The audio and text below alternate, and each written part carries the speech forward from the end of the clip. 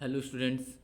जैसा कि हम लोग इस समय क्लास 12th के फिजिक्स की एनसीईआरटी को कंप्लीट करने की कोशिश कर रहे हैं और पूरी कोशिश ये है कि हर एक लाइंस को, हर एक चैप्टर को, हर एक टॉपिक को अच्छे तरीके से एक्सप्लेन करके आपको समझाया जाए। तो उसी में हम लोग अपनी आज नेक्स्ट टॉपिक लेके आए हैं और आपको पता है इस समय हम लोग basic property of electric charges पढ़ रहे हैं, जिसमें हमने अबाउट टू प्रॉपर्टीज़ को पढ़ा था। आज हम इसकी थर्ड प्रॉपर्टी को पढ़ेंगे, ठीक है। तो चलिए हम स्टार्ट करते हैं अपना लेक्चर। हमारी जो चार्ज की प्रॉपर्टी हम लोग पढ़ रहे हैं, प्रॉपर्टी ऑफ चार्ज में नेक्स्ट प्रॉपर्टी ऑफ चार्ज है क्वांटाइजेशन ऑफ चार्ज। ओके, अगर अपने अभी कोई टॉपिक्स आपकी छूट रही है या फिर प्रॉपर्टी ऑफ चार्ज आपने नहीं पढ़ा है तो आप हमारा पिछला लेक्चर देख सकते हैं। आपको सीरियल से सारे लेक्चर मिल जाएंगे और आप अपना कॉन्सेप्ट क्लियर कर सकते हैं। अगर आपके पास कोई प्रॉब्लम है तो आप प्लीज़ कमेंट करके हमें उस प्रॉब्लम को बता सकते हैं और हम उसके सोल्यूशंस के लिए आपके लिए एक नया वीडियो ज़रूर बनाएंगे। चलिए फिर शुरू करते हैं। ओके, तो नेक्स्ट प्रॉपर्टी है चार्ज की क्वांटाइजेशन ऑफ चार्ज। तो what is the meaning of quantization of charge? तो पढ़ने से पहले हम आपको बता देते हैं क्वांटाइजेशन ऑफ चार्ज का मतलब क्या है। तो क्वांटाइजेशन ऑफ चार्ज का मतलब है कि जो चार्ज होता है किसी भी बॉडी पर वह हमेशा इंटीग्रल मल्टीपल ऑफ ई होता है। ई, स्मॉल ई का मतलब बेसिक प्रॉपर्टी, मतलब बेसिक चार्ज। ये एक बेसिक चार्ज है ई, मतलब ई चार्ज होता ही है। अगर किसी भी बॉडी पर 1 प्लस या 1 माइनस चार्ज आता है तो उसको ई से डिनोट किया जाता है और ई की वैल्यू होती है 1.6 इंटू 10⁻⁻19 कूलम। कहते हैं कि उस किसी भी बॉडी पे आने वाला चार्ज हमेशा इसका इंटीग्रल मल्टीपल आएगा, यानी 1e 2e 3e इस तरीके से आएगा। कभी भी कोई भी बॉडी पर चार्ज e/2 या e/3 नहीं आएगा, मीन्स फ्रैक्शन में चार्ज नहीं होते, ठीक है।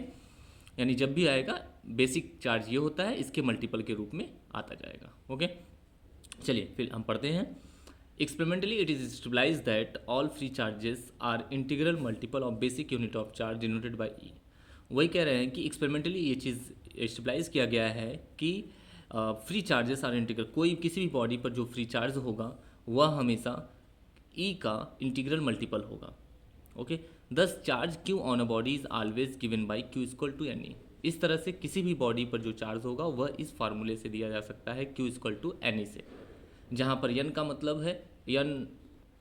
ओके, जहाँ यन का मतलब है कि 1 2 3 4 इस तरीके से यन का मतलब है, ठीक है। N where n is the n equal to 1 2 3 dot dot dot. Okay, चलिए पेज नंबर 9 हम लोग देखते हैं।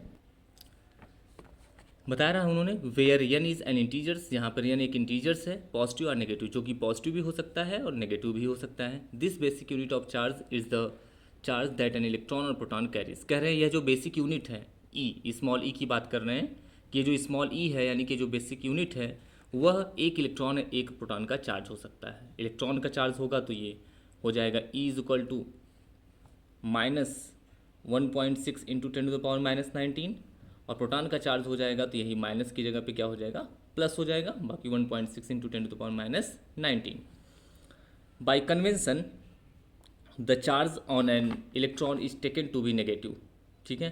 कन्वेंशन के अकॉर्डिंग वही बोला रहा है कि चार्ज ऑन इलेक्ट्रॉन, इलेक्ट्रॉन पे जो चार्ज होता है वो नेगेटिव लेते हैं and therefore charge on the electron is written as minus e. Electron के चार्ज को माइनस ही लिखते हैं और प्रोटॉन के चार्ज को प्लस ही लिखते हैं। The fact that electric charge is always an integral multiple of is termed as quantisation of charge. इसी तरह से कह रहे हैं कि इलेक्ट्रिक चार्ज हमेशा स्मॉल ई का इंटीग्रल मल्टीपल होता है, यानी q equal to n e, quantisation of charge के नाम से जाना जाता है। There are a large number of situation in physics where certain physical quantities are quantised. कह रहे हैं यहाँ पे बहुत सी ऐसी सिचुएशंस हैं जिसमें कई अलग अलग कुछ फिजिकल क्वांटिटीज़ जो है वो क्वांटाइज्ड देखी जाती हैं। मतलब केवल चार्ज को ही नहीं कह रहे हैं, और भी फिजिकल क्वांटिटीज़ हैं जो क्वांटाइज्ड होती हैं। क्वांटाइज्ड का मतलब है और भी फिजिकल क्वांटिटीज़ हैं जो इंटीग्रल मल्टीपल के फॉर्म में पाई जाती हैं, फ्रैक्शन के फॉर्म में नहीं पाई जाती। ओके, हाँ, यहाँ पे बात आती है कि अगर इंटीग्रल क्वांटाइजेशन का मतलब होता है कि चार्ज कभी फ्रैक्शन में नहीं होता है, तो कई लोग ये क्वेश्चन पूछते हैं कि फिर ई इज इक्वल टू 1.6 ये तो खुद अपने आप में एक फ्रैक्शन है। तो इसका आंसर हम आपको बता दें कि नहीं, ये क्वांटाइजेशन यहाँ पे बताया जा रहा है कि जो इंटीग्रल मल्टीपल है वो स्मॉल ई का है, मतलब ये अपने आप में एक बेसिक यूनिट है, इसका इंटीग्रल मल्टीपल है, इसके बाद इसका और फ्रैक्शन नहीं हो सकता, यानी 1.6 का फ्रैक्शन नहीं है। ये उनके कहने का 1.6 अपने आप में फ्रैक्शन है, ये बेसिक यूनिट है, ये बेसिक वैल्यू है। एक इलेक्ट्रॉन के लिए इतनी वैल्यू है ही, एक इलेक्ट्रॉन है, एक प्रोटॉन पे इतना चार्ज है ही, इसके बाद कभी इसका हाफ नहीं होगा, इसका 1/4 नहीं होगा, ठीक है। इसका 2 गुना, 3 गुना, 2 टाइम्स, 3 टाइम्स, 4 टाइम्स होता चला जाएगा। ये इनका मतलब है। ये नहीं कहते हैं कि चार्ज फ्रैक्शन में नहीं होगा, उनका मतलब है कि अब किसी बॉडी पे जो चार्ज होगा वह ई का फ्रैक्शन नहीं होगा, ठीक है। ये उनके कहने का मतलब, और एक ई की बेसिक यूनिट ये है, ओके। चलिए, तो और भी फिजिकल क्वांटिटीज़ हैं जो क्वांटाइज्ड हैं, okay. The quantization of charge was first suggested by the experimental law of electrolysis discovered by English experimentalist Faraday। कह रहे हैं सबसे पहले इस लॉ को फैराडे ने, इस क्वांटाइजेशन की प्रॉपर्टी को फैराडे ने देखा था, और जो इलेक्ट्रोलाइसिस के द्वारा इसको डिस्कवर किया गया था, okay. It was experimentally demonstrated by Millikan in 1912। साथ ही साथ मिलिकन नाम के साइंटिस्ट ने 1912 में इसको एक्सपेरिमेंटली डेमोन्स्ट्रेट भी किया था, एक्सपेरिमेंटली बताया भी था कि हाँ ये है भी, इलेक्ट्रॉन हमेशा मल्टीपल की फॉर्म में ही रिलीज होते हैं, ठीक है। जिसको मिलिकन ऑयल ड्रॉप एक्सपेरिमेंट के नाम से भी जाना जाता है। आप इसको देखेंगे तो आगे केमिस्ट्री में भी है और फिजिक्स में भी अगर आता है तो आपको अलग से समझाने की कोशिश करेंगे, या तो अगर आपको नहीं पता है तो आप कमेंट करेंगे तो हम इस पर एक अलग वीडियो बना देंगे मिलिकन ऑयल ड्रॉप एक्सपेरिमेंट पे, ठीक है।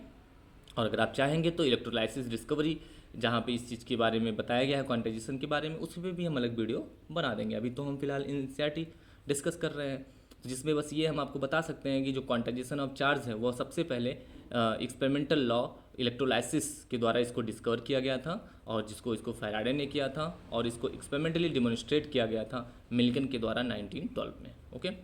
इन the international system of units a unit of charge is called a coulomb. International system में चार्ज की यूनिट को कूलम बताया गया, and it is denoted by symbol capital C. इसको कैपिटल सी से दिखाया जा रहा है।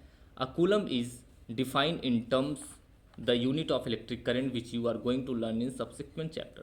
कह रहे हैं 1 कूलम कितना होता है, इसको इलेक्ट्रिक करंट के बेसिस पे डिफाइन किया गया है, जो आप नेक्स्ट चैप्टर में पढ़ेंगे कि 1 कूलम मीन्स क्या होता है, जिसमें ये बताया जाएगा कि I = Q/T होता है, जहाँ से Q = IT, यानी कहते हैं अगर 1 एम्पियर की करंट 1 सेकेंड के लिए फ्लो करती है तो 1 कूलम चार्ज उस समय फ्लो करने के लिए देखा जाता है, ठीक है।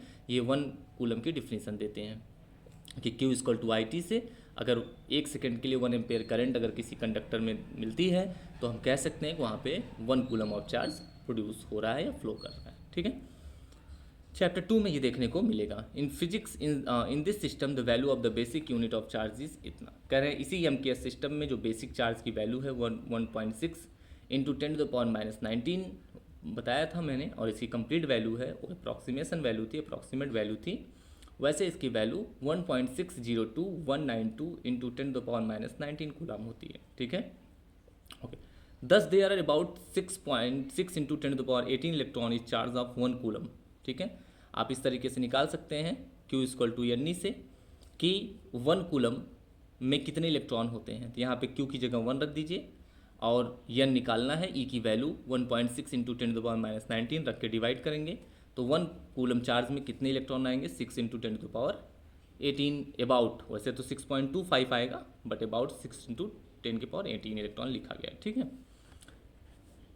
हाँ, अब ये भी बात आ जाती है कि 1 कूलम में आ गया 6.25 × 10⁻, सर आप कह रहे थे इलेक्ट्रॉन फ्रैक्शन में नहीं होता, ये तो फ्रैक्शन है। तो ये हमने खुद से निकाला है कि 1 कूलम में कितने चार्ज होंगे, क्योंकि 1 इलेक्ट्रॉन के पास तो खुद ही उतने चार्जेस होते हैं। तो यहाँ हम ज़बरदस्ती वाला काम कर रहे हैं, यहाँ पे हम देखना चाह रहे हैं कि वास्तव में 1 कूलम में कितने इलेक्ट्रॉन हो सकते हैं। बस ये हमारी एक हाइपोथेसिस है, एक हमारी कल्पना है कि देखें तो 1 कूलम में कितने इलेक्ट्रॉन हो सकते हैं, ये देखा जा रहा है, ठीक है। तो उस तरह से ये निकल के आया, फिर भी उसको अप्रॉक्सीमेट 6 ही लेंगे, और इस बात को बताते हुए क्योंकि ये फ्रैक्शन में इलेक्ट्रॉन नहीं हो सकते इसीलिए 6.25 को केवल 6 ही मानेंगे, ठीक है। आंसर पूरा लिखेंगे, बताते समय सिर्फ 6 बताएंगे। Charges of this large magnitude are seldom, ठीक है, encountered and hence we use smaller units 1 microcoulomb. कह रहे हैं कि ये लार्ज मैग्नीट्यूड जो होता है, ठीक है, कभी कभी हमें देखने को मिलता है, हमेशा नहीं। ये लार्ज यूनिट हमेशा, ये चार्ज का ये लार्ज मैग्नीट्यूड कभी हमेशा नहीं देखने को मिलता। जैसे आज हमने, सॉरी स्टूडेंट्स, मोबाइल की बैटरी थोड़ी कम होने के कारण कैमरा ऑटोमेटिकली ऑफ हो गया। सो मैं आपको आगे का लेक्चर अगले वीडियो में दे दूंगा, इसके लिए मैं आपसे क्षमा चाहता हूँ। तो प्लीज़ आप हमारा आगे दूसरा सेकंड जो वीडियो आएगा वो आगे का लेक्चर इसमें रहेगा, तो आप उसमें देख लीजिएगा, और प्लीज़ मुझे सपोर्ट करिए। Thank you.